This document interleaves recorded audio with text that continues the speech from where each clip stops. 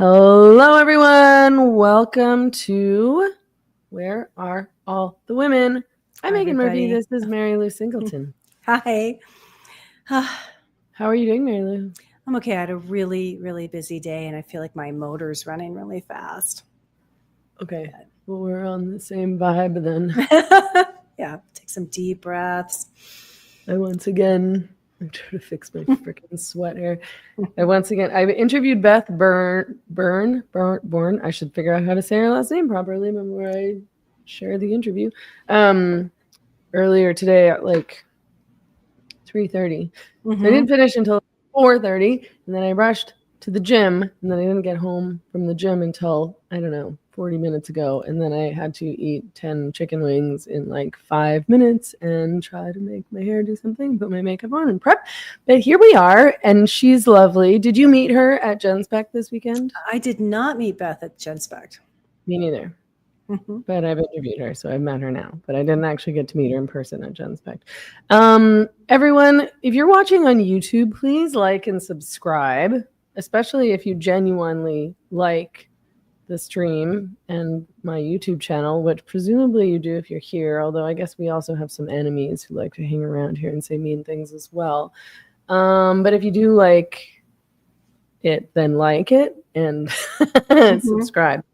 And if you have questions and comments, please use the super chat. I sort of get the feeling that when we start getting into the Freebirth Society stuff, people might have questions and comments, because I think it's sort of a controversial topic, and I think that women have strong feelings about this. There were a couple people who left interesting comments on my Substack chat when I posted in there that we were going to talk about the Freebirth Society and the article that the Free Press published recently, and I guess about free birth in general and the controversies around that. So yeah, use the super chat so that we see them. But before we get into that, Mary Lou and I feel we're very privileged to be at Genspect this weekend. I really, really enjoyed myself. How did you find the weekend, Mary Lou? Oh, I loved it. It was so much better than I thought it would be. I thought it would be good, but it was a stellar conference.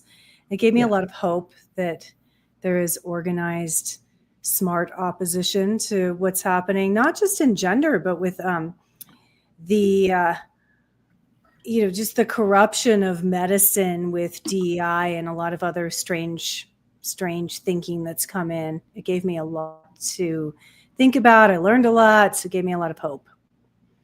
Yeah, awesome. Yeah, I just love seeing people in real life, and I haven't in so long. Like work people, I suppose, whatever, people involved in this movement against gender identity ideology. Right. I think I mentioned last week that I hadn't left Mexico in like almost a year, and I was like, I should probably get out. Right. And so I feel very glad that I was able to, and there's just, I feel like half the conference has been on my podcast, but there's just so many people who either I don't get to see in person very often, like Christina and Colin, and then people like Jen Say, who I feel like I know because I've talked to her so many times and I've had her on the podcast so many times, but I've never actually met her in real life, and that was so fun to hang out with her. Yeah, she's so awesome.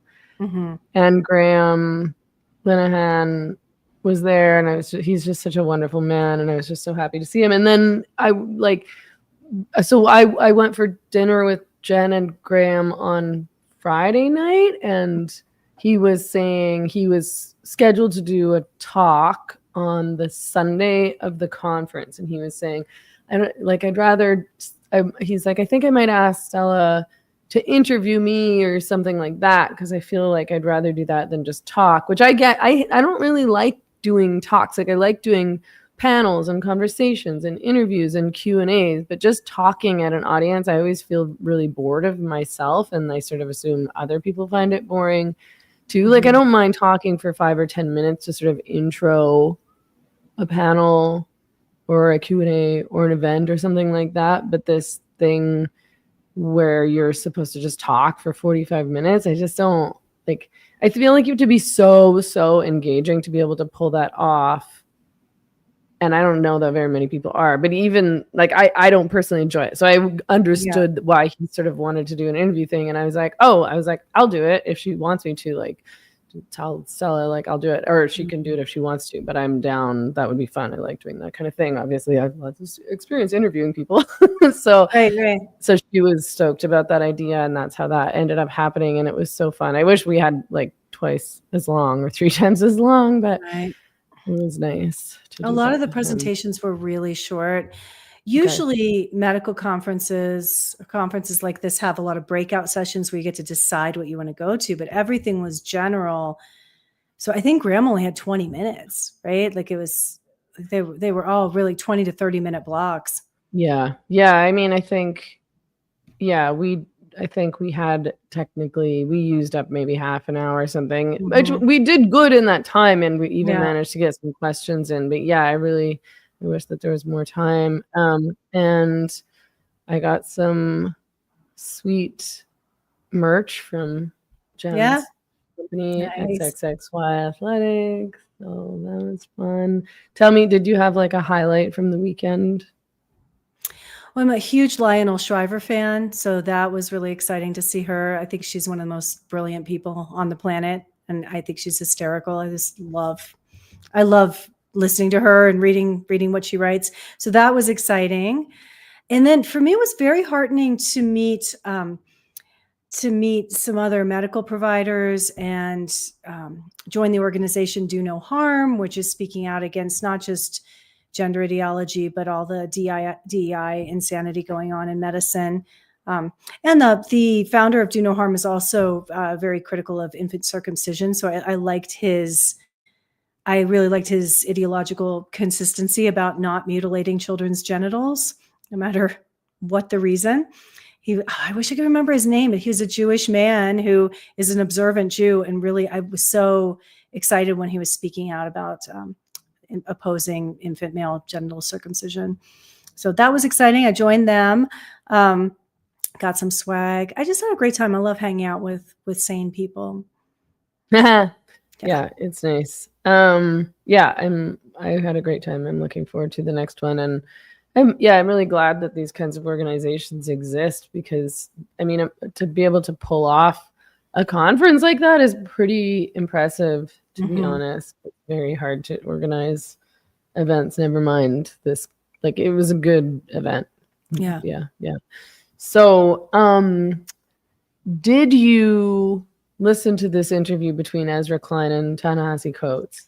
No, I have to confess, I did not listen to the whole thing, but I read a lot of tweets about it and watched a lot of little clips from it, which were all more infuriating than the last. Did you watch the whole thing? I did listen to the whole thing. And I listened to it while I was at the gym, so I wasn't able to take extensive notes. But, it really just reinforced my view and my opinion, which I've been repeating pretty regularly of late, that progressives live on a totally different planet than everybody else in the world. Like, it's just weird because it's, I don't think either of those guys are bad guys. I think they're smart guys. I don't think they're stupid. I think they're very well intentioned. Like, I don't think they're sleazy jerks like some progressives are, like Gavin Newsom. Like, I think he's a snake. I think there's a lot of phonies in the Democrats in any case. But, these guys, to me, I used to be a huge fan of Ta-Nehisi Coates. I really loved him back when I was an uber leftist, and I don't know him. Maybe he is a total grifter, but I never got that vibe from him. At the same time, these guys are totally of the elite. Like, they make they have a lot of money. Like, I think Ta-Nehisi Coates lives in France or something, doesn't he? I don't think he lives in America anymore. Yeah. When he markets his books to upper middle class white liberals, right? That's his target audience. Yeah. So, but the way that they, and especially Ta-Nehisi Coates, like Ezra Klein, had a more nuanced position, and I think he has a better understanding of what's really going on. Not a great understanding, but a better understanding of what's really going on. Ta-Nehisi Coates doesn't have any idea what's going on, which makes sense if he's like a member of the elite and writes for the elite.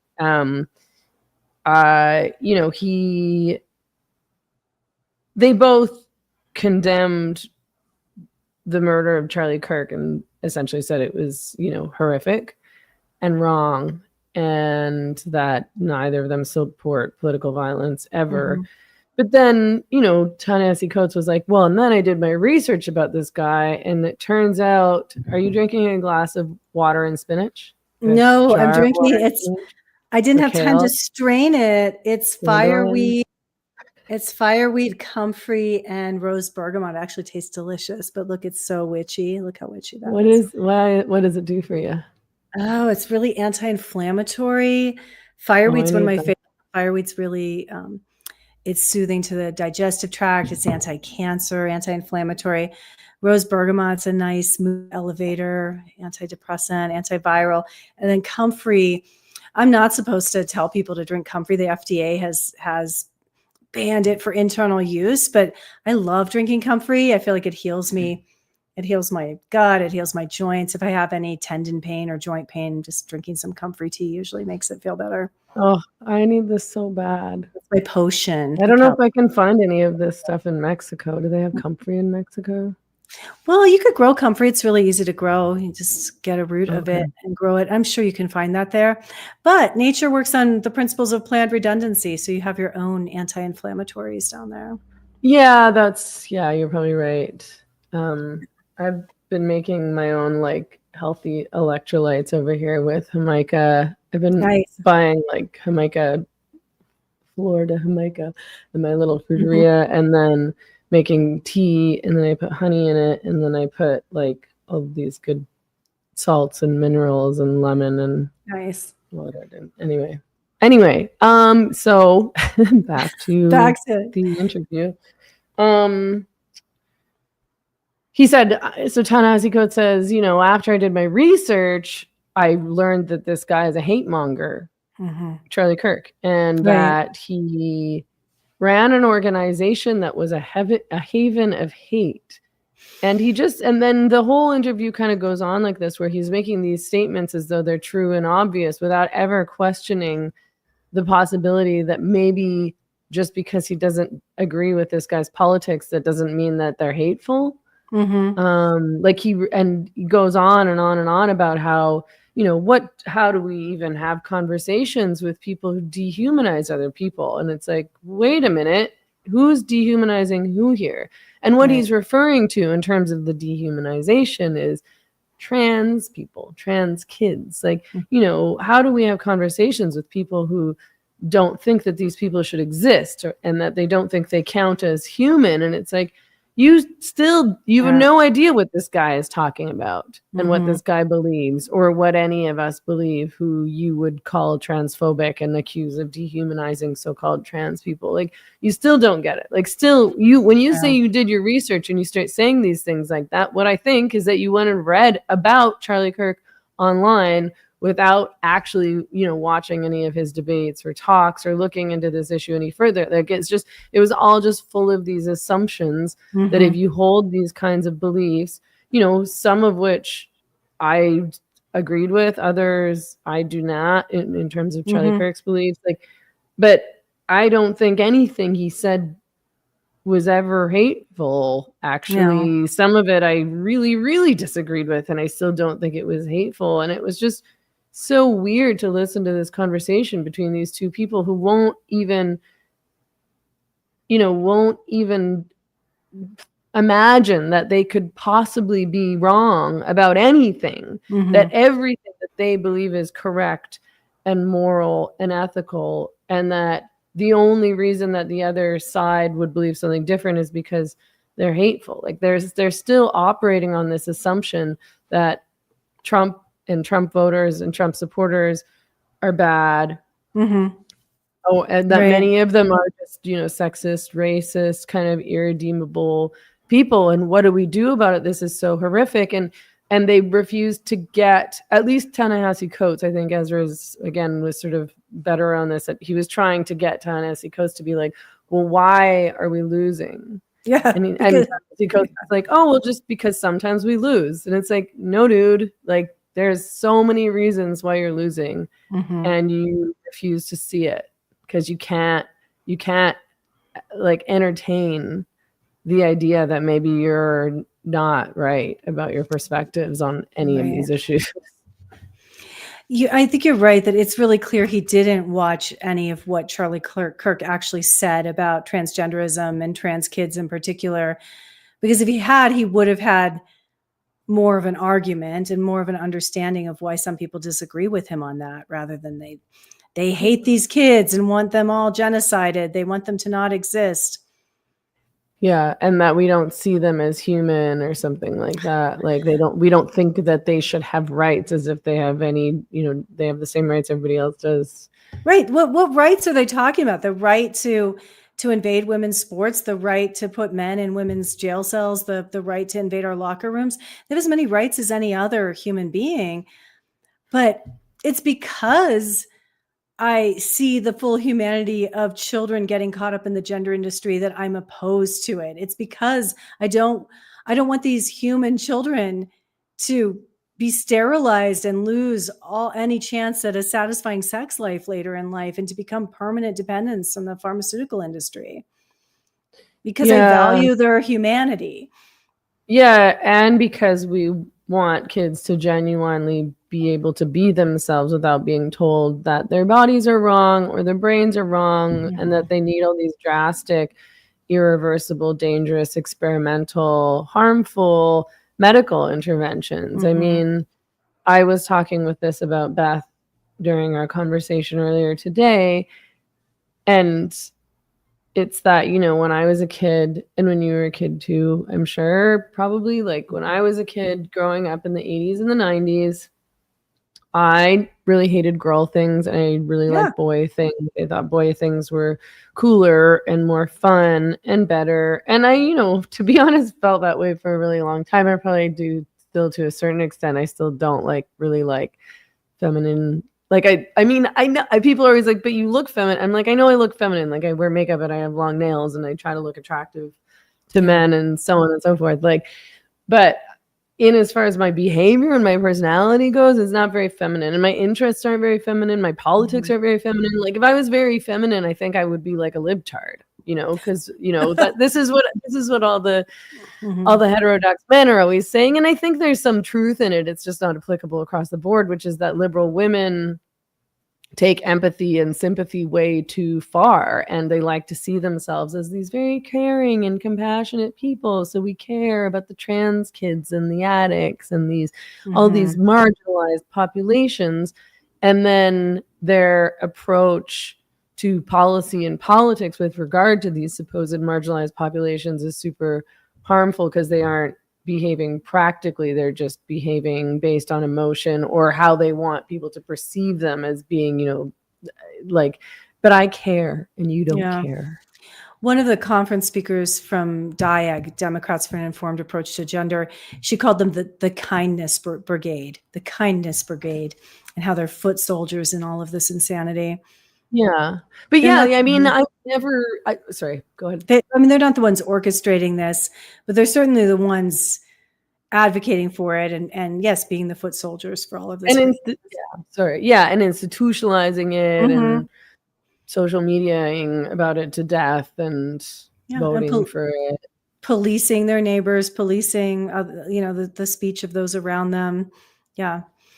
But I mean, me liking boy things and not liking girl things never was an issue when I was a kid. It was fine. Oh. Like I hated ballet. God, I hated Tuesdays for most of my life. Ballet was Tuesdays, but eventually I got to stop doing ballet. But I would wear the boys, like I didn't want to wear the pink leotard, so I wore the boys like black slippers and like black leotard and like white instead of pink tights. And I wanted to I wanted to collect like the He-Man stickers instead of the Barbie stickers. And I wanted to play with my Tonka trucks in the sand instead of, playing house or whatever, and cut my hair short. And I, taught myself how to burp the alphabet and taught myself how to be standing up and like, but I never thought I was a boy, and nobody ever told me that maybe I was a boy, and nobody ever told me that I was doing anything wrong. I just like, I was just really wanted to be a tomboy. And all the books that I read a lot when I was a kid, all the books that I read were always like, it's like Pippi Longstocking, this like independent, strong girl who lived alone in her house with her monkey and her horse and like beat up bad men. Totally. Or Harriet the Spy. I loved that one. I loved Harriet the Spy. Yeah, that one was really great. Yeah, I mean, I really didn't like Barbies. I did have, someone gave us these at the time higher tech Barbies. Like the original Barbies had visible joints, on the that you could see from the outside. And I got these Barbies with like a rubber skin on them that covered the joints. And I remember doing surgery on my Barbies to see what was going on in there. I wanted to see how those joints worked. And then I tried to sew up the Barbies and that didn't work. So I just had Band-Aids around their knees after that. But I didn't really want to play with them after I cut them apart. I didn't see the point. Yeah. But there were at that time a lot of toys marketed toward all kids. Legos weren't gendered back then. Slinky, remember the jingle for Slinky, a toy for a girl or a boy? Yeah, there were so many unisex toys. Yeah, toys for kids. Legos, awesome. Yeah, just Legos fun for everybody. Right. Yeah. But yeah, like so it's it's not being against the transitioning of kids is compassionate, and it's wild to me that people can't see that or figure it out. It's like, yeah, we don't want to ruin kids' lives or bodies or sterilize them, and we don't want them to never be able to have a normal relationship again in the future, or a family or a sex life. I mean, it's just I think it's all because they've just brainwashed themselves into believing that they're the moral side of things, and so they refuse to listen or consider, and then they to speak as though there's no question about everything that they believe. They're obviously on the right, they're obviously on the non-racist, non-sexist, non-mean to so-called trans kids, not mean to immigrant side of things. They're the compassionate good people, and the other side is mean and bad and hateful. And it's like, oh well, how has the country become so divided? Right. And what Ezra Klein doesn't seem to understand is these are loser issues that we know from the data that 80% or more of Americans think this is insane. They think transgender medicine, especially for children, is insane. They don't think men should be in women's sports. They don't think men should be in women's prisons. The Democrats will lose forever on this issue. It's looking like the Virginia race is turning, where there's a white woman, Abigail Spanberger, running as a Democrat, and a black woman who's a Jamaican immigrant, Winsome Sears, running as a Republican. And Spanberger was way ahead, but Sears is pulling ahead. I think it's well within the margin of error now. And it's over Spanberger's defense of a registered sex offender who now calls himself a woman being in the girls' locker room at the gym and saying she had a right to be there because she is a woman. And then the guy finally got picked up because it turns out he has a record as a sex offender and he's not allowed to be around kids. And she still won't back down. Crazy. And I know, I'm really hoping that the Republican wins that race, just because this issue, I'm a bit of a single issue voter on this. Like, I don't trust anyone who thinks humans can change sex and who wants to destroy women's sports and who's so offensive to women that they believe that castrated men on estrogen are women. No, I'll never vote for anybody who believes that men can become women, or that there's such a thing as a trans kid. I never will. Or that men should compete against women in sport, or that men should be allowed to be transferred. And I'll just not vote at all, which is what I did in Canada for 10 years. I just stopped voting because none of the parties would take a stand on this. And then, the PPC came along, so I voted for them despite the fact that they had no chance of even winning a seat. But there's other issues that I care about a lot, including free speech, which is a big reason why I voted for Trump and JD Vance in the American election last time around.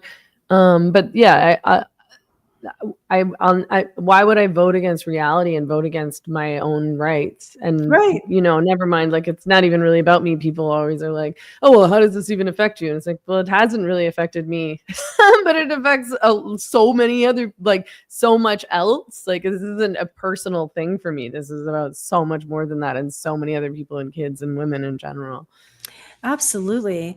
And it has affected me. That pervert in his locker room at the local women's spa messed me up. Running into that guy, I'm still mad about it. I still am creeped out about it. I'm never going to that institution again. I cannot believe that people support that. The guy was disgusting, just sitting there smirking, watching women undress with an erection.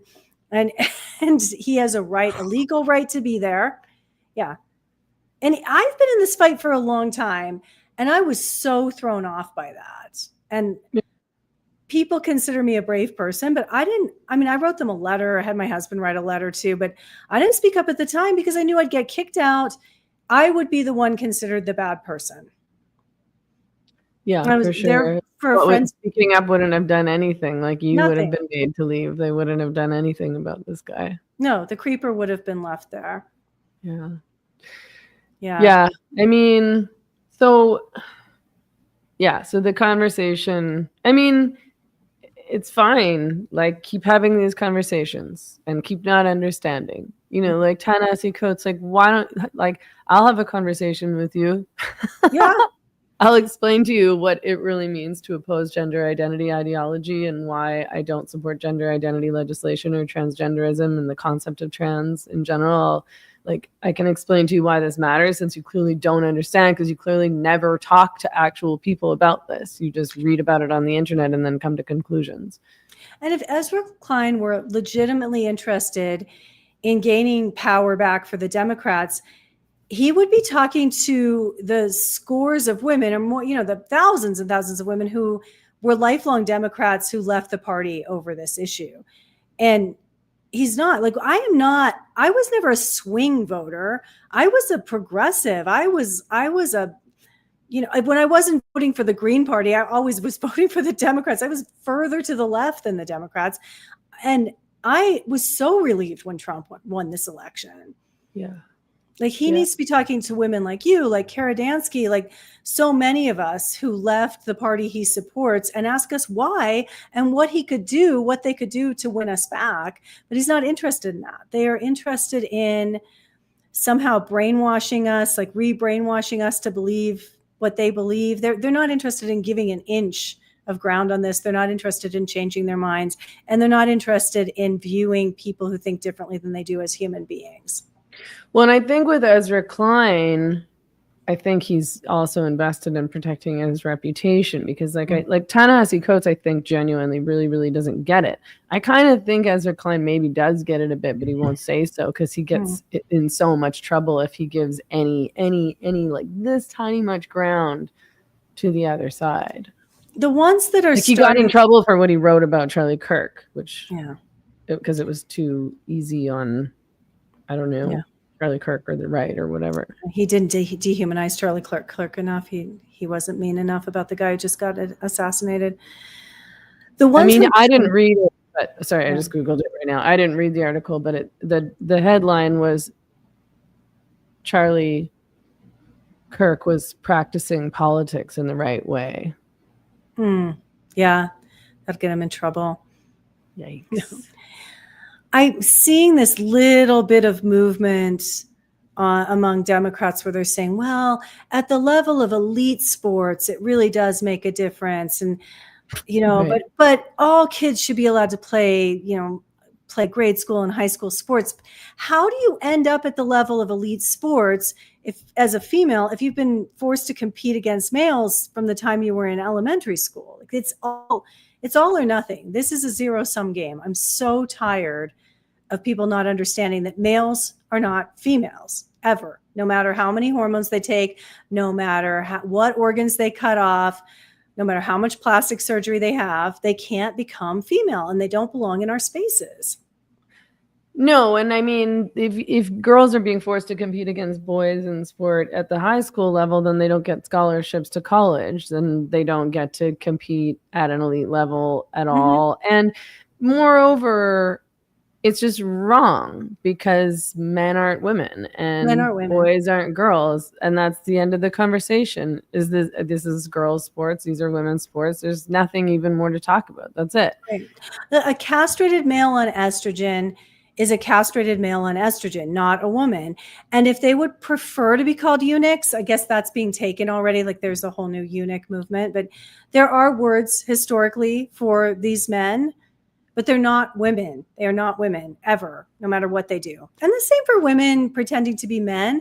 But honestly, that just causes far fewer problems. I'm not in support of that, but men lose nothing having, like small-bodied people pretending to be female. They don't really. I mean, it's an assault to their No, I dignity. mean, these men who like to both sides us and be like, well, women fought to let women into the men's change room, which we didn't. They're talking about No. like a couple incidences of like female sports reporters who went into the like men's locker room as if like what they feel threatened by this lady. Like, shut up. It's not the same fucking thing at all. You sound so stupid. This is such a bad like. Well, women invaded men's spaces, and I'm like, I mean, I'm not against men having their own spaces, first of all, but I'm like, what are you even talking about? Like, what spaces did women invade? And then they'll be like, oh, the workplace. The workplace, exactly. Or we can't have men's clubs. And it's like, well, I think you should actually be allowed to have men's clubs, to be clear. But, most of the spaces that women invaded were spaces that women were kept out of so that men could maintain power in society. Like, women weren't allowed to go to university or medical school or get a graduate degree.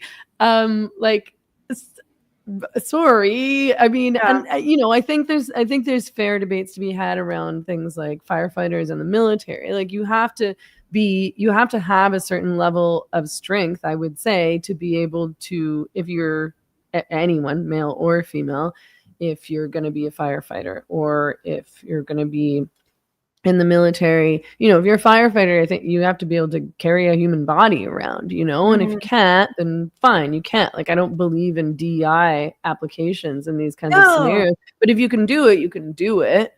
Yeah, I don't think we should be changing the physical standards tests for firefighting, for the military. I don't think that's wise. I think there are plenty of roles for women in the military that, like, women make excellent snipers. There's actually some evidence that with good training, women are often better snipers than men. Women can be fighter pilots, even though the G-force affects smaller bodies differently. Like that can be compensated with different flight suits. And a fairly large percentage of women can meet those requirements to be a fighter pilot, but women can't be Navy SEALs. They can't. Like, I don't know if there's a single woman on the planet. Those are the most physically fit, strongest elite men in the population.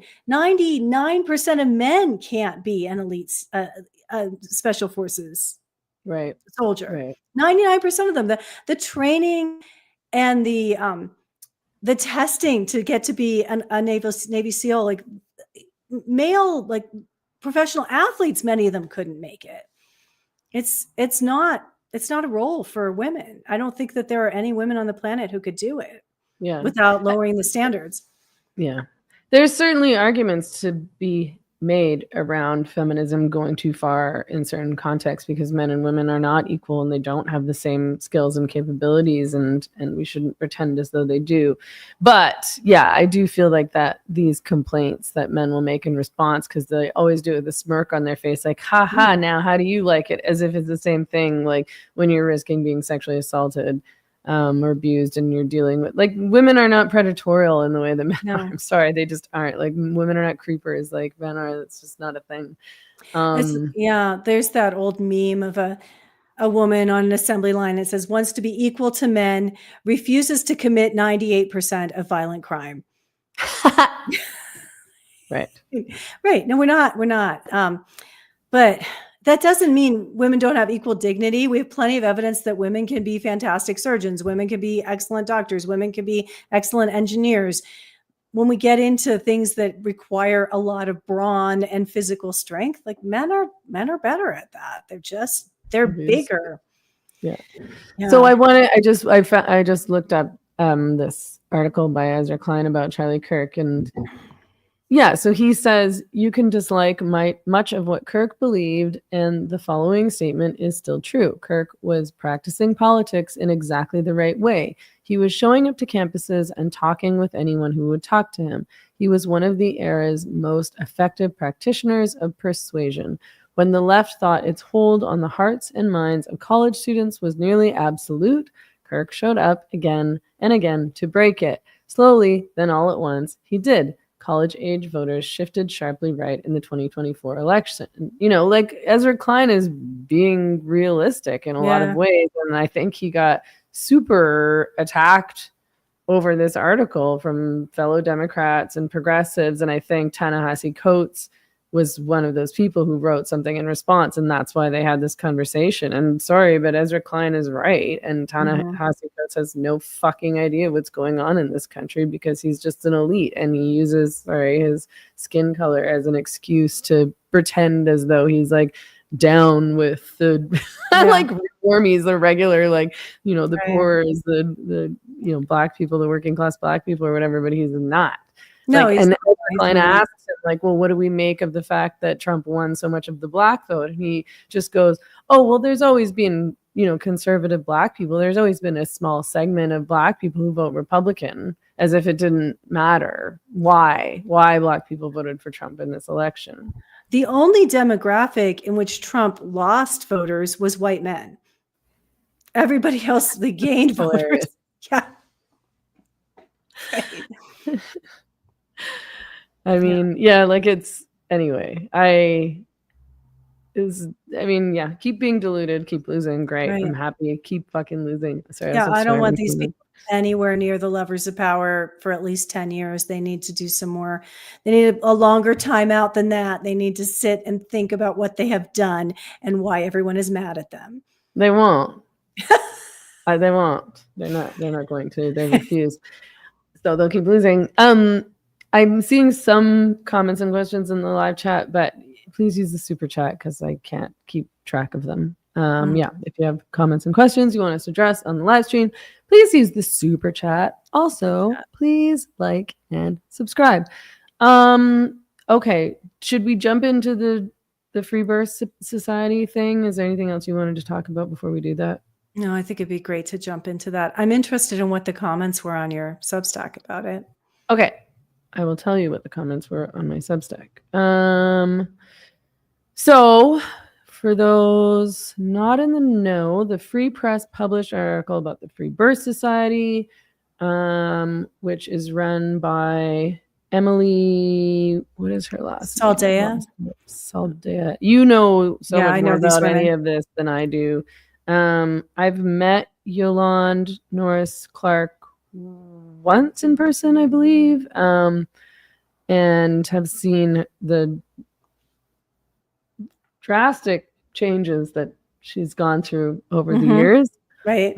I have my opinions about that, that's for sure. But I'm no expert in birth or free birth or anything like that. So I'll probably leave most of that to Mary Lou. But okay, so one comment in my Substack chat was from Francine Kitschy, who says, this topic hits home. Ask Mary Lou.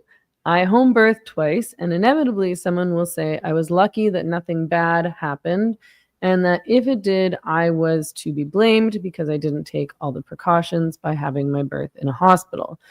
For the first few years, I worried that had something happened to my children developmentally as they were growing up, my mother would blame this on my decision to home birth. She puts in parentheses, she had a very difficult time with my decision to have my children at home.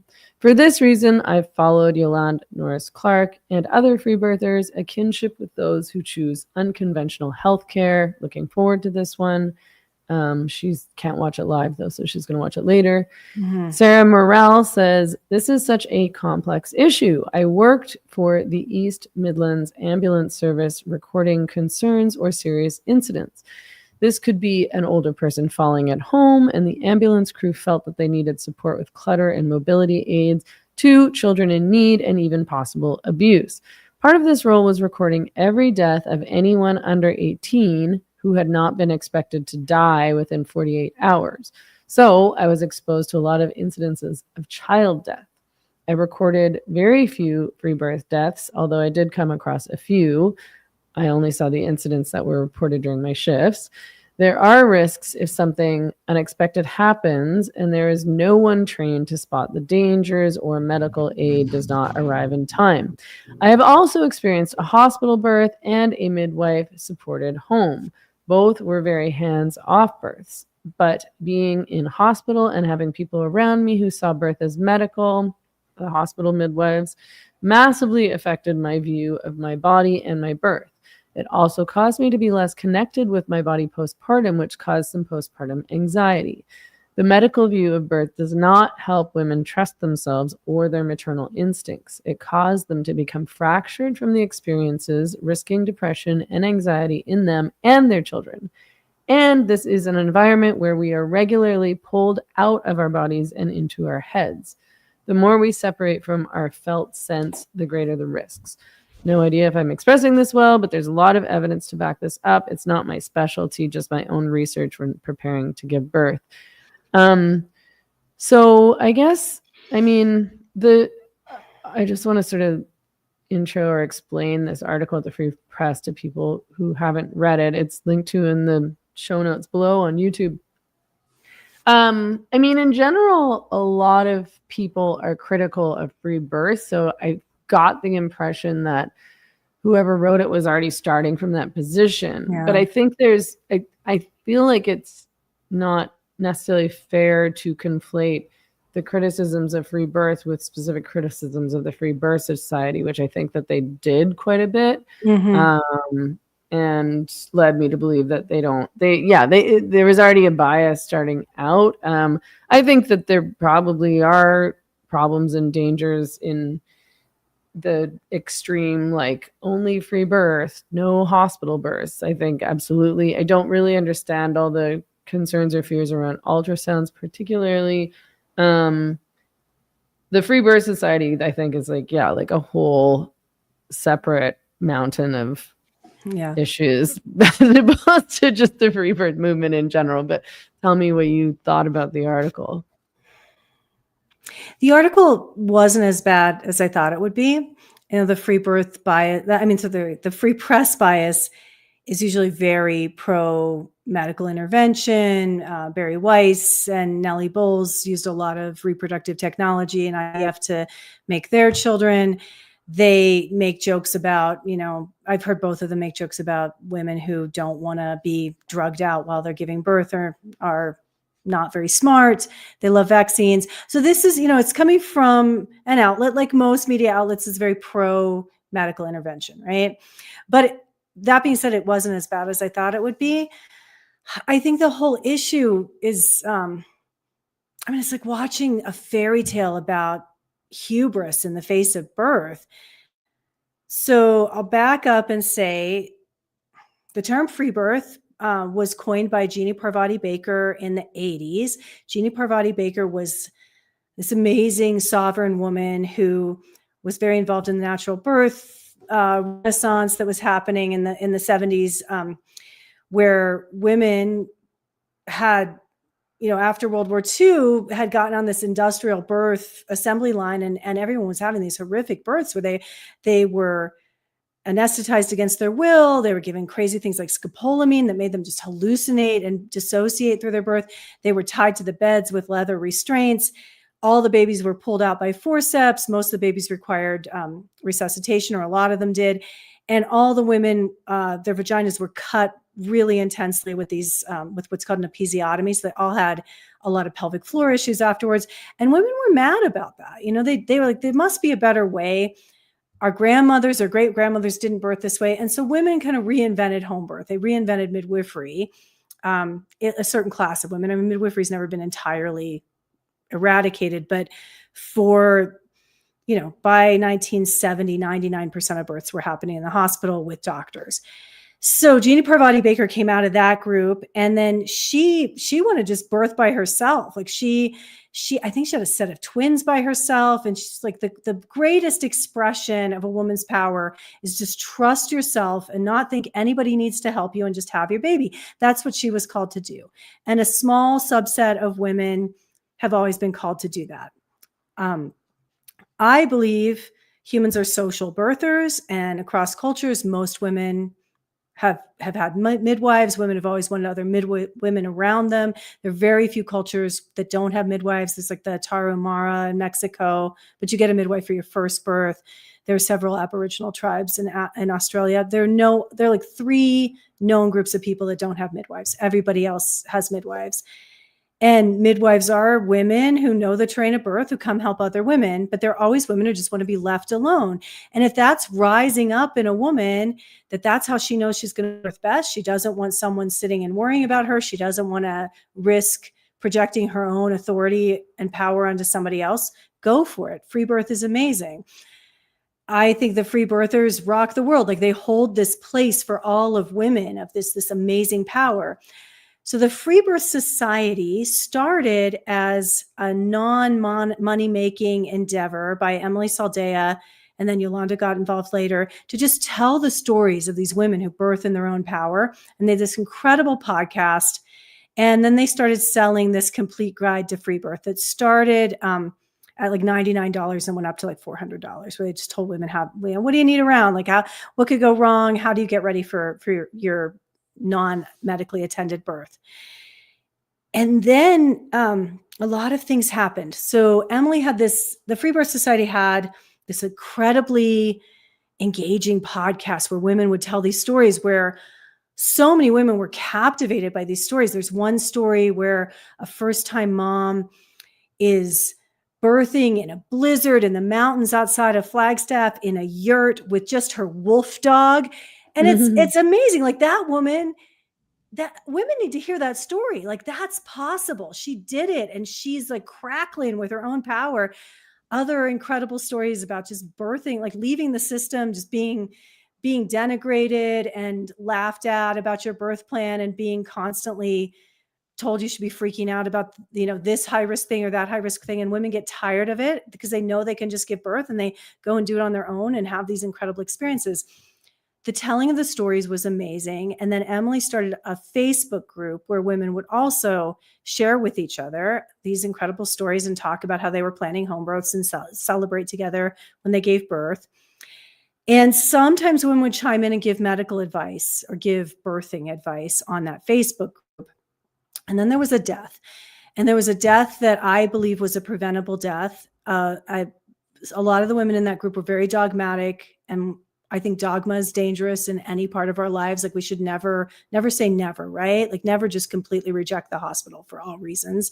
And there was a woman who was very much past her due date, like more than several weeks past her due date, was in labor for days and days. The labor was meconium stained, which means the baby's in distress and has pooped in utero out of distress. She had a fever, I think. And people kept saying, it's okay, it's all a variation of normal. And the baby died. And then there was a lot of press about that. And Emily got spooked, and she shut down the Facebook group, which had been free. And then she migrated to having this private membership with vetted women where they could come and talk to each other and share. And at the same time, COVID was happening, and Emily and Yolanda were COVID dissidents. Oh, and the Freebirth Society Facebook page was literally the only large birth group on Facebook where women where they didn't give an inch to transgender ideology. Like, women give birth. We're not tolerating that nonsense. Every other midwifery group and moms group had been completely captured by that insanity. And a lot of women were feeling very, very isolated and crazed about that madness coming into the moms group. So the Freebirth Society, even for women planning hospital births, for gender critical women, for TERFy women, for Christian women, for women who didn't agree with gender ideology. It was this refuge of sanity around gender, around, you're either male or female and only females give birth. So, so they were gaining a lot of following with that. And then COVID happened, and Emily and Yolanda were both COVID dissidents. And the Freebirth Society was a place where you could say, I'm not going to mask my toddler. I think this is crazy. I'm having playgroup, even though the state says I'm not allowed to have anybody at my house. So there were a lot of cultural factors at play. And then that death happened, and it migrated to this private society. And women were desperate for community during COVID. They were desperate for sanity over the gender madness. And a lot of people joined. And Emily and Yolanda started realizing they were making money. In my opinion, they were making money. It was like, it started as like $100 a year to join this. And you have like 5,000 women joining. That's a lot of money. And then they're selling the Complete Guide to Free Birth more. And then they opened this radical birth keeper school, which was a 3-month online birth attendant training that gave no medical training, that just installed like hubris and dogma and anti-medical belief systems in the women who took this 3-month, $6,000 class. And they told them when they were done with their 3-month online class, they could go be birth keepers, and that they were superior to the licensed midwives in their communities, to the midwives. And these women went out and hung out shingles, and they didn't know what they were doing. And they're, women who did not want to free birth, women who wanted a woman who knows the train of birth at their birth, started hiring these birth keepers, thinking they were better than midwives. And these women didn't know anything. Like, they knew worse than nothing, because they'd been brainwashed to believe you never intervene. There's never a reason to go to the hospital. And then Emily and Yolanda were making tons of money, and they got more and more rigid and dogmatic, telling women in the group, there's never a reason to go to the hospital. Death is normal. The deaths start happening, a lot of stillbirths, and almost 100% of them high-risk births that any trained midwife would know this woman is not a good candidate for a home birth. Breaches and premature babies and labors going on for days and fevers in labor and waters broken for days. These are all things that midwives will strongly encourage you to go to the hospital if they're happening, because you're no longer low risk, and you're the much greater possibility you're going to need medical technology to have a safe outcome in those situations. And it just, many, many, many stillbirths were happening. And then a sect broke away and started a Reddit group called Freebirth Society Scam. More and more women were getting upset. Reporters found out about it. They start asking women on this Reddit group and other women who'd left. And now we have the Free Press article. And now we have a Guardian article that's about to come out too. And it makes free birth look really bad. And then because Americans just think in terms of black and white, and they're very authoritarian, and medicine is our collective religion. And Americans don't think in terms of medical choices. They think in terms of medical mandates. A lot of the population are projecting this mess onto all of home birth, which is not fair in my opinion. I think the statistics are clear that if you are healthy, like you do not have diseases, you are a healthy woman, and you want a natural birth, and you have a healthy pregnancy with one head down baby between 37 and 42 weeks, it's safer for you to be at home than in the hospital. You are much more likely to have a good experience at home than in the hospital, because that's a very low risk birth. If you start getting into higher risk categories, I'm 100% supportive of women's sovereignty in what they want to do, but they should be advised that, the statistics are different, and you risk death if you're staying at home, if you get into high risk situations. Yeah. It sounded like there were cases where there was a high risk birth and the woman was struggling a lot, and she'd be like consulting these members of what was called the Lighthouse. I guess this was one of their later private member groups. Saying like, it's fine, it's normal, everything's normal, so on and so forth. This is from the Free Press article. 5 former members of the Lighthouse told me that while women were in labor, they would live chat with the rest of the group, looking for reassurance or advice. In some cases, according to one former member, Women had reached out to the community during labor, expressing concerns about their baby's movements, the length of their labor, or other warning signs. In each case, they were told by other women that everything was normal and to continue laboring at home. And then the reporter goes on to talk about what happens to Emily herself. I mean, yeah, so the author of this article writes, then last month, something happened that shook the Freebirth Society to its very core. On August 25th, people who were signed up to its mailing list received an email from Saldea, who had been sharing updates from her latest pregnancy. Dear Freebirth Society community, it began. I'm writing with the hardest thing that I've ever had to share, to endure, to live through. I recently gave birth to a beautiful baby, stillborn at 41 weeks of gestation. Our son, our baby, was not born alive.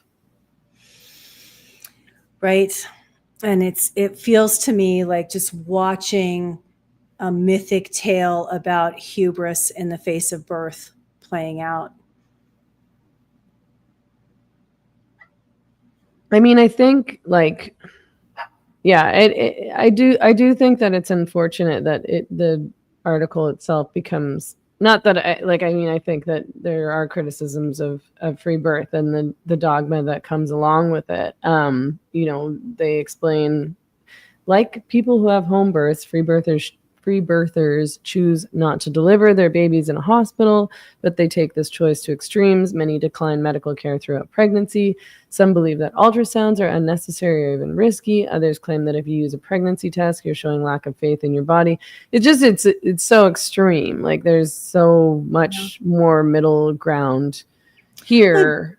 I've been practicing longer than ultrasound has existed. And I will tell you, there is absolutely no evidence that ultrasound makes pregnancy safer. And there's quite a bit of evidence that it finds things that then freak women out and it creates worse outcomes for women, maybe not for babies. But since the advent of ultrasound, birth outcomes haven't gotten any better. So I think if women want ultrasounds, fine, but it is way overused technology that should be critiqued. People are so into it because like the baby's not real till you see the baby on the computer screen, because that's our culture and birth is the rite of passage into our culture.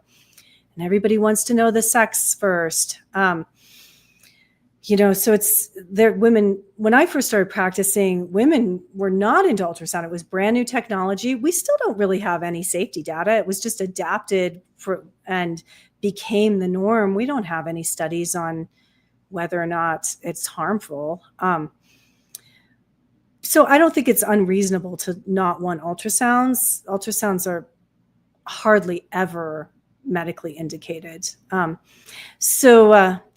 not the dogma, like women getting really sick and puffy and having their blood pressure go up and still think it's normal. Like women, it's no different than having the dogma of like, I'm not going to go to the doctor for anything, even though I've got this like massive growing lump in my breast, or even though I'm pooping blood all the time. Right? Even if I just like cut my leg with a chainsaw. Like there are times when we're blessed to have medical backup.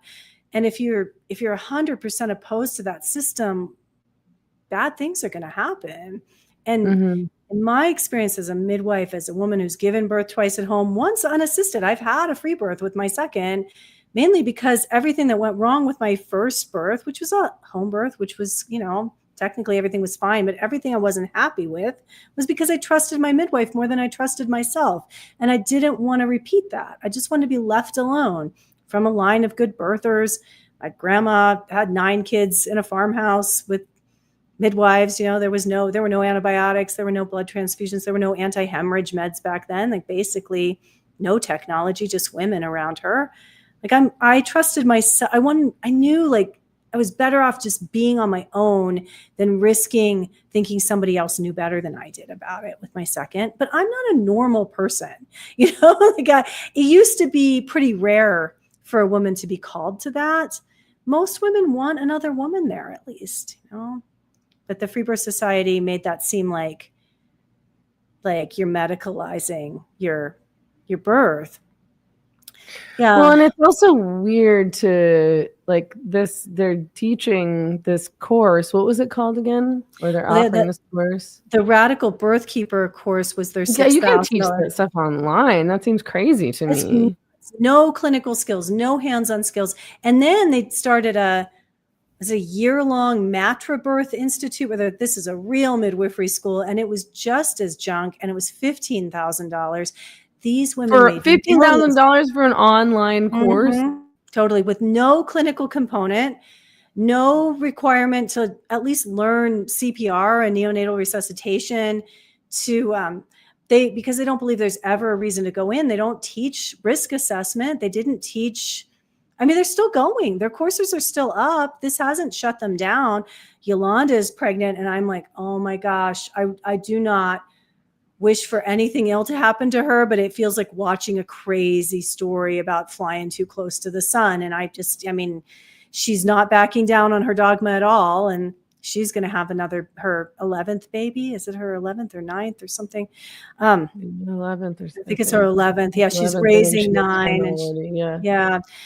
Anyway. I mean, I just think, I don't know. I mean, she just seems like, having watched her online over these years, she just seems so full of anxiety and rage, and she seems so unhealthy, and she just seems like she's really spun out of control. Like when I met her in person back in, when was that? Like it was when the Vancouver Women's Library opened, 2018, maybe somewhere around there, 2017, 2018.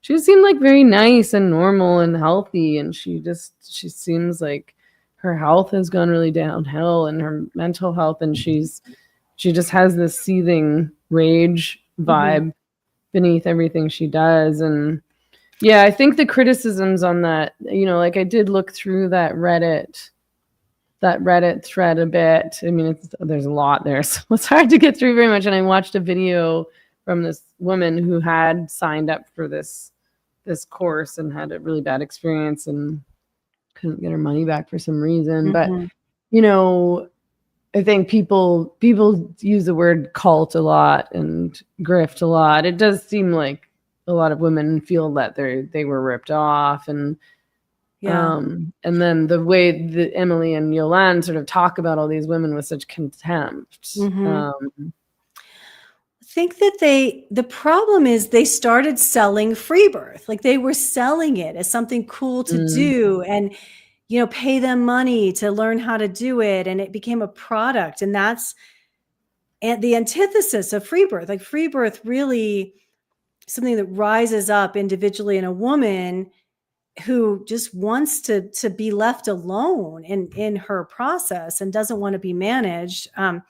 It used to be very rare, and they made a lot of, you know, they put out a lot of content about how terrible midwives are. They're all midwives. They're going to rape you by doing vaginal exams. They're just looking for problems all the time. And I know there are midwives that I consider too interventive and not trustful of birth, but women can interview midwives, and also women can get, you know, the women I trained with just, they didn't like what was happening, and they just figured it out. They went and read obstetric textbooks. They went and read old things from the early 1900s and late 1800s of like what was happening before the hospital. They talked to old country doctors who had done a lot of home births. Like they brought it back through educating themselves and learning emergency skills, not because they were expecting emergencies, but they wanted to be able to handle whatever came up. That's very different than everything's going to be fine if you just trust. And it was very new agey, like Landmark Forum or any of those other, like The Secret. Like if you just trust and think the right way, everything's going to be fine. And if anything's not fine, it's because of you've manifested that.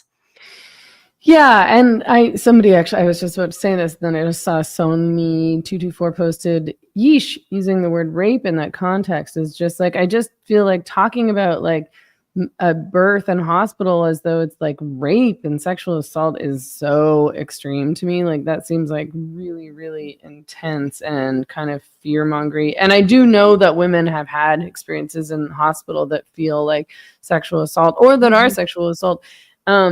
And, you know, a lot of women who feel kind of like traumatized by their hospital experiences, but that's different than saying like that the whole establishment, like when you go into the hospital, that experience of birth is rape and is sexual assault and is exploitation. Like that's so intense. Like lots of women have fine experiences in the hospital and, you know, some others don't have fine experiences in the hospital.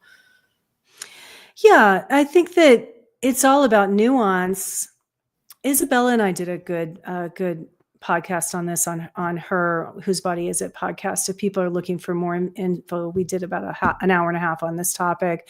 If just nuance is what we need to be looking for. There's a lot of abuse in hospital birth, and there's a lot of the outcomes are terrible. American obstetrics and nurse midwifery, like hospital birth in America, has really bad outcomes. Like hardly anyone is having a normal experience. If a woman, just a regular, normal, healthy woman, puts herself on that assembly line, starts her care in the mainstream medical system, the overwhelming odds are when you interview her at the end of it, she's going to tell you, I was high risk, so I had to have an induction, a cesarean, a this, a that. Like nobody's getting a normal experience.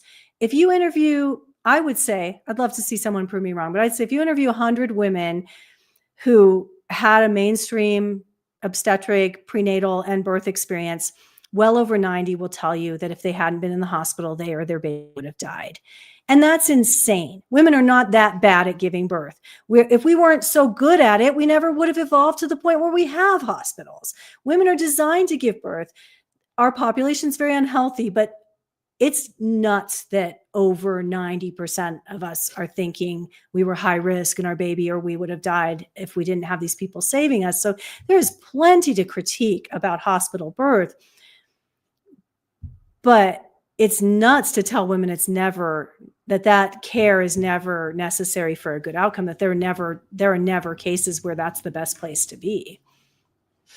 Yeah, one of the quotes that I pulled from the article says, until the arrival of modern medicine, pregnancy and childbirth were perilous for both mother and baby. In the United States in 1800, more than 450 out of every 1,000 children did not survive until the age of 5.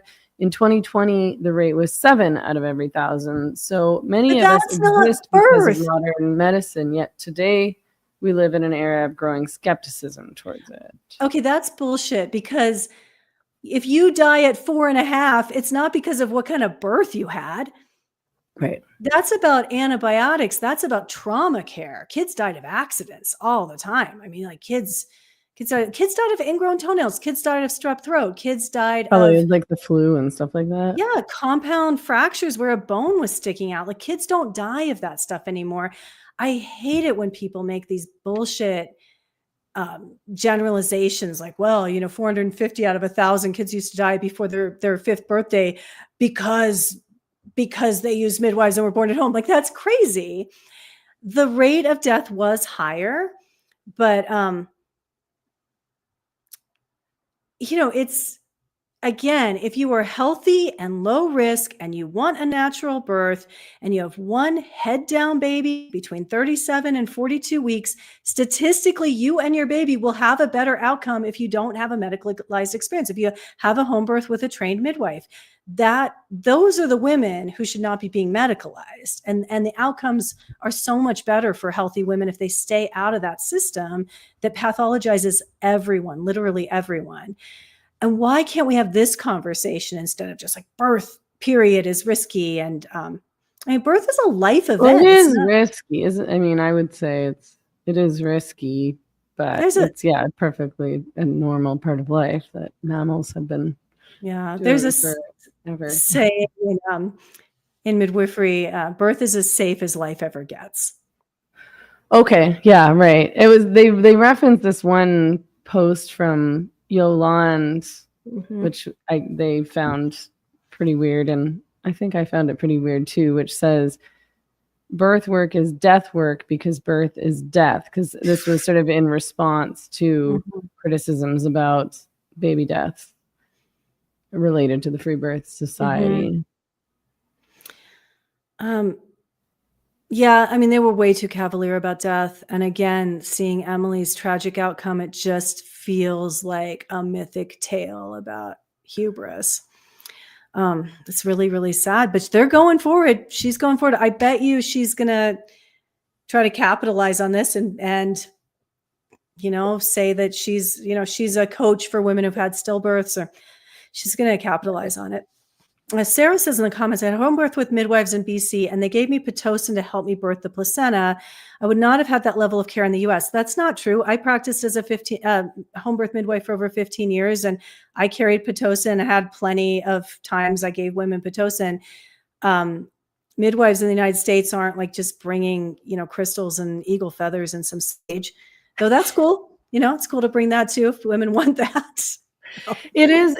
What's really weird about this Freebirth Society stuff is that, yeah, being so adamantly against midwives. I mean, midwives, I feel like, have been around for eons to help women and have done a very good job of helping women in all sorts of different ways. I mean, I learned from you that midwives, you know, it wasn't just that they helped with births, they also assisted with ending pregnancies, with death, with all sorts of other, you know, health issues in general, right? Right. I mean, midwives were the female healers and often were the end of life attendants. And midwives were abortion providers. That's the way they criminalized midwifery in the United States. The AMA was going after all their competition.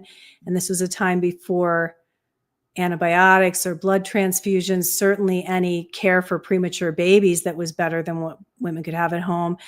And it was far more dangerous in the late 1800s to give birth in a hospital than it was to give birth at home. Doctors weren't even washing their hands. Like they didn't even know that wasn't even routine practice to wash their hands. Women were dying of infections there from doctors sticking their dirty hands in them. And so the population refused to admit that midwives were dangerous and in terms of birth and go after them for that. So instead the AMA became even more anti-abortion than the Catholic Church at the time. The Catholic Church said abortion was a sin after quickening, which is when you feel the baby move. That's like 20 weeks. The AMA, I know, the AMA said that they had a very moderate position on abortion. Yeah, exactly. Helping a woman end a pregnancy at any stage, and menstrual regulation services, which was early abortion, which was happening like crazy in the 1800s, that they criminalized all of that. And the women who had used midwives to end pregnancies weren't going to come out and defend these women. That was how they criminalized midwifery, was by criminalizing abortion. It's so interesting. Yeah, I mean, this is sort of what not literally, but, you know, along the lines of what I'm always trying to explain to all these anti-abortion men. And I'm like, abortion was not just invented in the 60s or the 50s or whatever. This has been going on for all of eternity, and women always just did it themselves or with the assistance of midwives. Like, this is a normal part of life. It's just weird that it's become medicalized and regulated. Like, it really just should be a woman's choice. I mean, of course, then they usually resort to this. Oh, so at 8 months, it's okay to kill a baby. I know. There's that great book. What's happening? No, what's happening? Right. There's a great book, When Abortion Was a Crime. The author's last name is Reagan. I can't remember her first name. When Abortion Was a Crime, and she goes through old newspapers from cities and old journals and diaries from women, and it's really clear that abortion was birth control for urban women in the 1800s and early 1900s. Well, up until the AMA criminalized it, the newspapers were full of quote unquote menstrual regulation services ads. And that's, you know, if your period was late, you go and some lady help you, give you herbs or put a catheter in. And it wasn't a major cause of death. Women were actually better at those services than the underground men became, where it became a much more risky procedure when it became illegal, and it was male providers instead of the traditional midwives of the community who were all being criminalized. Okay. I should try to take a look at this book. It's so good. Okay. Cool. Good recommendation. Does anyone have any comments or questions? I'm trying to think if there's more that we should talk about this article. I mean, a lot of people have a lot of opinions about the Freebirth Society, and, you know, I have my own personal opinions about the individuals involved and the amount of money that they're making off of other women and how those satisfied those women feel with their experiences or their education, and how, like, I think that these personalities involved seem to have changed drastically. I mean, again, I don't know either of these people very closely, but it really, Yolanda's gotten really intense and very thin and very angry. And I've known Yolanda and Emily since before they were famous for a long time. What I know is that in 2015, I knew Yolanda from radical feminists and midwifery groups on Facebook mostly.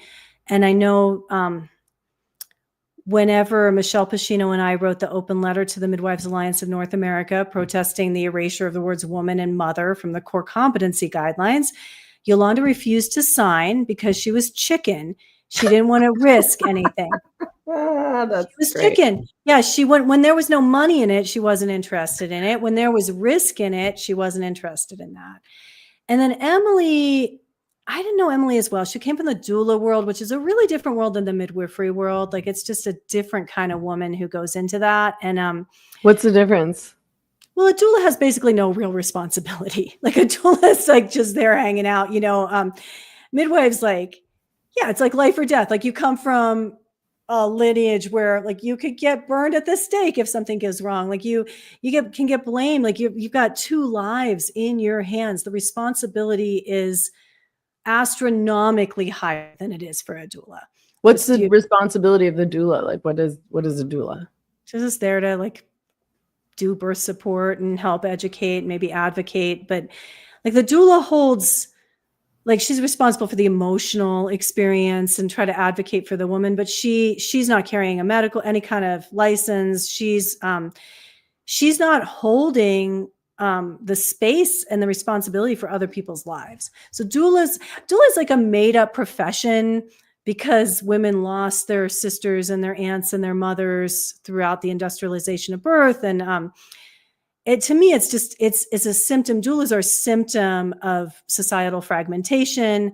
They're a symptom of women not having community, of not having friends and sisters who can attend their birth and just be there as support. Like, that's, my friends and I would attend each other's births and, like, make tea and hang out and sing. Like, that's what a doula kind of does, and press on someone's back if it was hurting.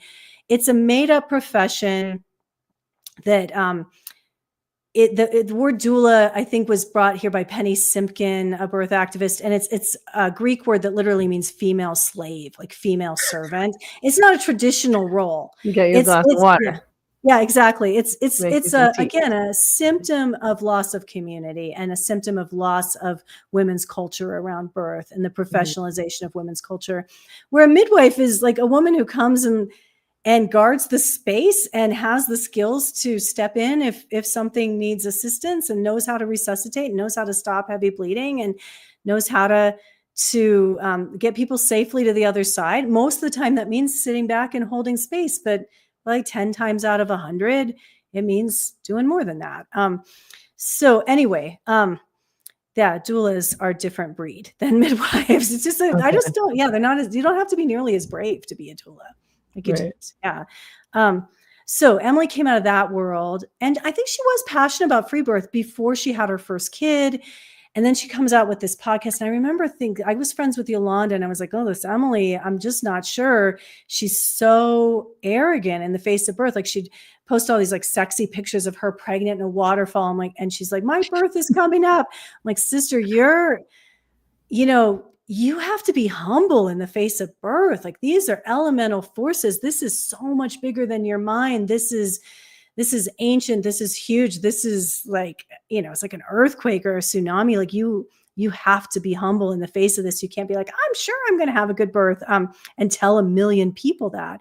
And her first birth was crazy. You could listen to it on the podcast. It was like days long. It was obstructed psychologically, physically. She did take herself to the hospital for a vag exam and for a provider to manually dilate her cervix because she had a cervical lip. Then she chose to leave AMA and go have her baby at home. It was not a normal physiological birth. Like, she's not someone where on the farm in Tennessee where they kind of a cult of home birth, they would not have called her a good baby haver.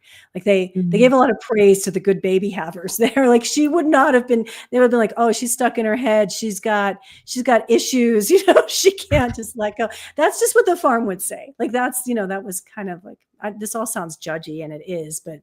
Well, it's not, you're not saying your opinion necessarily, but. Yeah. Just so arrogant. And then her second birth was equally like not easy. And the baby came out really not looking good. Like, they had to really stimulate that baby. And then the third one died. Like, she's not a good baby haver. And that's, it's not like, it's okay. So like, I'm not a good runner. I'm not a good mountain climber, but I am a good baby haver. And so was my mom. And so was my grandma. And so was my daughter. Like, that's, women who are good at having babies tend to keep being good at having babies. So anyway, Emily came out of that. She had this cool podcast. They weren't making any money, but then they just had this dream of creating a real midwifery school or creating something. And then they started making money. And in my opinion, they just got really greedy. And then I think they are con artists in the sense of, what the etymological root of that is the confidence artist, someone selling confidence, which is exactly what they were doing, right? And the best con artists believe their own con. Yeah, I can see that. And then, I mean, I don't really know anything about Emily, so I can't really speak to her. I don't know her, and I haven't followed her at all. I didn't even know what her last name was until yesterday. Or if I did, I had forgotten. But yeah, it seems like they really kind of turned into influencers more than anything else. And yeah, influencers intent on selling things to the people who follow them on Instagram. So I split with them after they started the Radical Birth Keeper movement, and I had some feedback because I thought that was dangerous and arrogant to have. And just like, they both talk about how they don't like the techno cyborg trends in society, but have a 3-month online midwifery training is so insanely techno cyborg and just stupid. And then a woman that they trained in my community was having bad outcomes that were landing on my door. Like, I'm having to clean up and mop up from some really hairy things that were entirely preventable if a trained attendant had been involved in these stories. And I contacted them and told them I was concerned. And instead of talking to me about my concerns, they went to that woman and just like created shit in my community. And then we weren't friends anymore. So. Someone in the comments was just asking if I have babies. I do not have babies. Not interested in babies. I know you feel like babies. You don't like them. You view it as like the grub form of the human. I've never really just been interested in them. They don't interest me. Well, I just have never wanted one living in my house or coming out of my body per se. I love babies. I mean, I've always said, I was like, I'd love to have like a 12-year-old girl. I like girls. Like, I like teenage girls. I like, I like my niece, but no, I never had any interest in having a baby. There's just always other things that interested me more, but all the power to everyone else who does. Somebody's got to do it. Somebody's got to do it. And I think most women do like babies. I think I'm a bit of an anomaly where I'm like, I love babies. I really do. They are a lot of work. But yeah, until they get the artificial. I really love sleeping. I don't think you could sleep till noon if you have a baby. Not well. Yeah. We didn't talk about J.K. Rowling. I just realized, and her Emma Watson own. But I mean, I don't know if we have to, because I think everybody on the internet read what she wrote. It was great. Was so great. I mean, she's just such a good writer. She's such a good writer. And Emma Watson is this like privileged little ninny who is not connected to real life and who is a coward and is totally condescending to think like, oh, well, I'm, sending her love. I hope she's good after, J.K. Rowling was pilloried publicly and just threatened endlessly in the most disgusting ways by the most disgusting men on the internet. And, she had to get all this extra security. Like, she's really under threat. And Emma Watson just throws her under the bus. And then had the nerve to, I guess, pass her or pass along a handwritten note, which said, so I'll read this part. The television, okay, wait. She attaches this clip and she's talking to Emma Watson, who says, I still treasure J.K. Rowling. But J.K. Rowling writes, the television presented in the attached clip highlights Emma's all witches speech, which, gosh, am I going to be able to explain this properly? Like, do you remember this when she said that stuff about all witches, like all witches, even the trans witches? Yeah. And then didn't she say like, except one, or some like actual dig at J.K. Rowling? Gosh, I should find it. All witches, Emma Watson.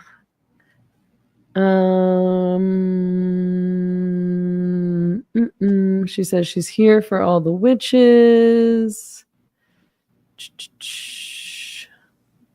I don't know that she said anything except one. I don't remember that, but maybe she did and I forgot. I just like, to me, I remember reading it as like, I'm here for all the witches, i.e. like all the trans women witches too. Like, it was very pointed. But and she said that again when J.K. Rowling was under, immense pressure and threats and attacks and suffering all this hate. And she asked someone to pass on a handwritten note to J.K. Rowling, and it contained the single sentence, I'm so sorry for what you're going through. And in parentheses, J.K. Rowling puts, she has my phone number. And she says, this was back when the death, rape, and torture threats against me were at their peak, at a time when my personal security measures had to be tightened considerably, and I was constantly worried for my family's safety. Emma had just publicly poured more petrol on the flames, yet thought a one-line expression of concern from her would reassure me of her fundamental sympathy and kindness. That's so gross. Right. I'm so sorry for what you're going through, which I am contributing to myself. Yeah. She's said so many nasty things about J.K. Rowling over the years. Yeah, I thought J.K. Rowling kind of did a great job. I think she did a fantastic job, and I think it speaks for itself. And I love her. I don't think I could love her. Every time I think I couldn't love her anymore, I love her even more. I know, totally. Like, it was just perfect what she wrote. So she says, like other people who've never experienced adult life uncushioned by wealth and fame, Emma has so little experience of real life. She's ignorant of how ignorant she is. She'll never need a homeless shelter. She's never going to be placed on a mixed-sex public hospital ward. I'd be astounded if she's been in a high street changing room since childhood. Her public bathroom is single occupancy and comes with a security man standing outside, a security man standing guard outside the door. Has she had to strip off in a newly mixed-sex changing room at a council-run swimming pool? Is she ever likely to need a state-run rape crisis center that refuses to guarantee an all-female service? To find herself sharing a prison cell with a male rapist who's identified into the women's prison? And then she goes on to say, I wasn't a multimillionaire at 14. I lived in poverty while writing the book that made Emma famous. I therefore understand from my own life experience what the trashing of women's rights, in which Emma has so enthusiastically participated, means to women and girls without her privileges. It's beautiful. It's absolutely beautiful. I should probably wind down for the night. Okay. Well, thanks everyone for tuning in. Sorry, I just got The guy who asked if I had babies says, Meghan, you don't want to wake up at 40 and realize you're a cat lady. I'll take that as a compliment because I am 45 years old. Yeah, I'm turning exactly. 46 next month, and I've never owned a cat. I don't like them. I have two very beautiful dogs, but I wake up every day feeling pretty good, thanks. I feel like the life that I've chosen is notably better than the life most people live, and I'm doing great, but thank you for your concern. Wake up at 40. It's like Right. Okay, thanks everyone for tuning in. This has been Where Are All the Women? We are here live every Wednesday at 6 p.m. Pacific, 9 p.m. Eastern. I'm Meghan Murphy. This is Mary Lou Singleton. You can find Mary Lou Singleton on Substack if you just look up Mary Lou Singleton, and her website is enchantedfamilymedicine.com. I'm on Substack at www.meghanmurphy.ca, and I'm on X at Meghan E. Murphy, and on Instagram at Meghan Emily Murphy. Mary Lou is on X at ML_Singleton. And I post these videos. Sorry, I posted the last stream just last night. I usually do it faster than that, but I was traveling and then at the Genspect conference all weekend, so I didn't have any time. But I post those on my and Mary Lou Substack and also on Spotify. If you just look up Where Are All the Women, don't forget to click the follow button on Spotify. And if you're watching on YouTube, please click like and subscribe. Thanks everyone for tuning in. We'll see you next week. See you next week. Bye. Okay. Bye. Bye, Mary Lou.